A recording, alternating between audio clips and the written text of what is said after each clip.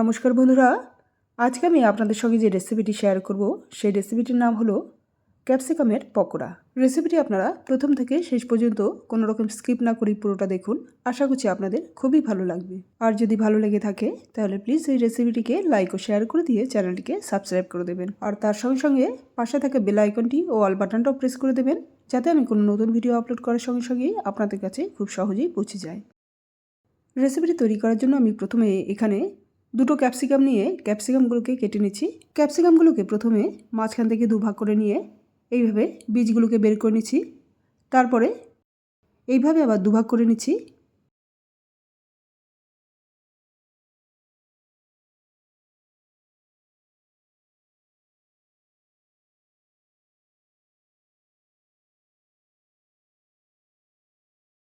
এইভাবেই একটা ক্যাপসিকামকে মোট 4 ভাগ করে নিচ্ছি।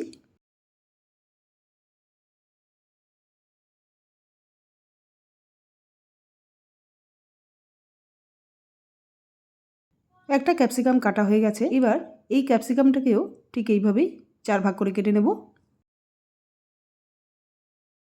দেখুন, দুটো ক্যাপসিকামই আমি কেটে নিয়েছি। এবার ক্যাপসিকাম পকোড়ার ভেতরের যে পুরটা, সেই পুরটা তৈরি করে নেব।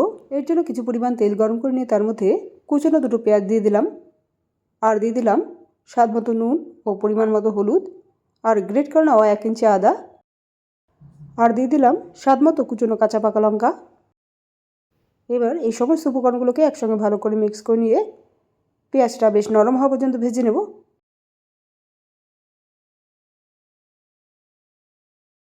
দেখুন, পেঁয়াজটা ভাজা হয়ে গেছে। এই অবস্থায় আমি এর মধ্যে দিয়ে দিলাম সেদ্ধ করে ম্যাশ করে নেওয়া 4টে আলু। এবার এই আলু এই পেঁয়াজের সঙ্গে ভালো করে মিক্স করে নেব।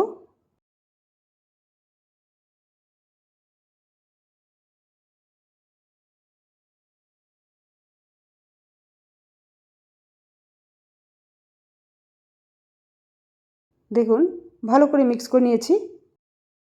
এবার গ্যাসের ফ্লেমটাকে বন্ধ করে দিয়ে এর মধ্যে এক এক করে দিয়ে দেব থেতো করে নেওয়া 10 থেকে 12টা গোলমরিচ, 1 টুকরো লেবুর রস, 1 মুঠো কুচনো ধনে পাতা, সামান্য একটু গুঁড়ো গরম মশলা, আর 1 চামচের মতো কাশ্মীরি লাল লঙ্কা। এই কাশ্মীরি লাল লঙ্কাটা আমি শুধুমাত্র এই রেসিপিতে যাতে সুন্দর একটা কালার আসে তার জন্য ব্যবহার করলাম। আপনারা চাইলে এটা স্কিপও করতে পারেন। তারপর এই সমস্ত উপকরণগুলোকে একসঙ্গে ভালো করে মিক্স করে নিচ্ছি।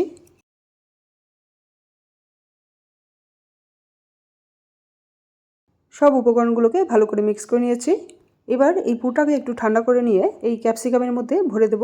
কীভাবে ভরছি দেখুন, এখানে মোট 8 টুকরো ক্যাপসিকাম রয়েছে, তাই এই পুরটাকে প্রথমে আমি সমভাবে 8 ভাগে ভাগ করে নিচ্ছি। এতে দুটো সুবিধা হবে। প্রথমত, সব ক্যাপসিকামের টুকরোর মধ্যে সমভাবে পুরটা দেওয়া হবে, আর দ্বিতীয়ত এইভাবে প্রথমে পুরগুলোকে এইভাবে দলা করে রাখলে পুরগুলো ভরার ক্ষেত্রে সুবিধা হয় আর তাড়াতাড়িও হয়। এইভাবেই পুরো পুরটাকে 8 ভাগে ভাগ করে নিলাম।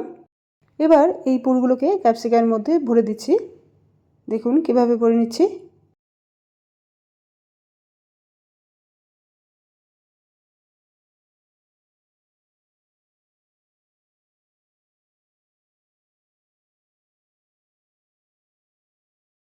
এইভাবেই সব ক্যাপসিকামের মধ্যে পুরগুলো ভরে দেব।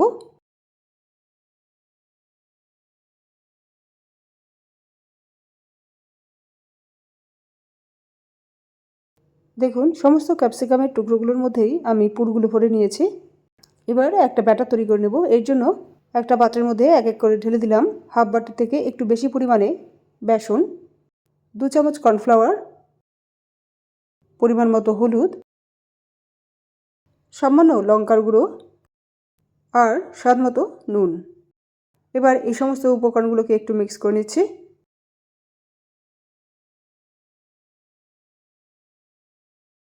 মিক্স করা হয়ে গেলে এর মধ্যে দিয়ে দিলাম একটু জল। এবার এই বেসন ও জল একসঙ্গে ভালো করে মিক্স করে নিয়ে একটা ব্যাটার তৈরি করে নেব।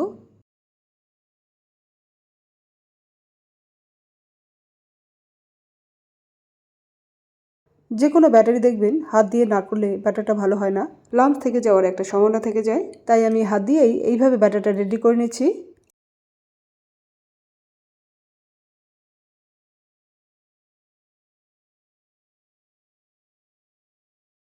দেখুন ব্যাটারটা রেডি। ব্যাটারের ঘনত্বটা এইরকম হবে, খুব বেশি ঘনও না আবার খুব বেশি পাতলাও না।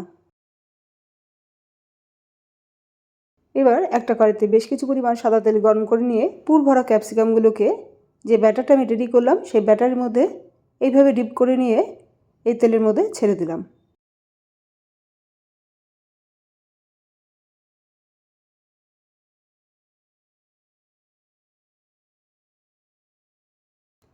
এই ব্যাচে মোট 4টে পুর ভরা ক্যাপসিকামকে এইভাবে ব্যাটারের মধ্যে ডিপ করে নিয়ে ছেড়ে দিলাম। তারপর এগুলোকে উল্টে পাল্টে নিয়ে ভালো করে ভেজে নিচ্ছি।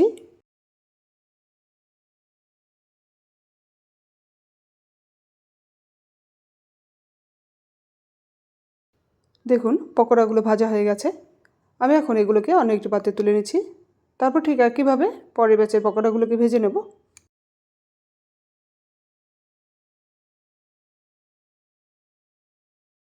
দেখুন সব পকোড়াগুলোকে ভেজে নিয়েছি।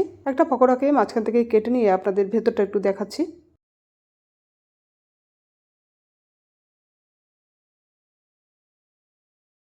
দেখুন ভেতরটা কতটা লোভনীয় হয়েছে। দেখতে যতটা লোভনীয়, খেতে তার থেকেও বেশি লোভনীয়। আপনারা এই রেসিপিটি একবার এইভাবে ট্রাই করে খেয়ে দেখবেন। আশা করছি আপনাদের খুবই ভালো লাগবে।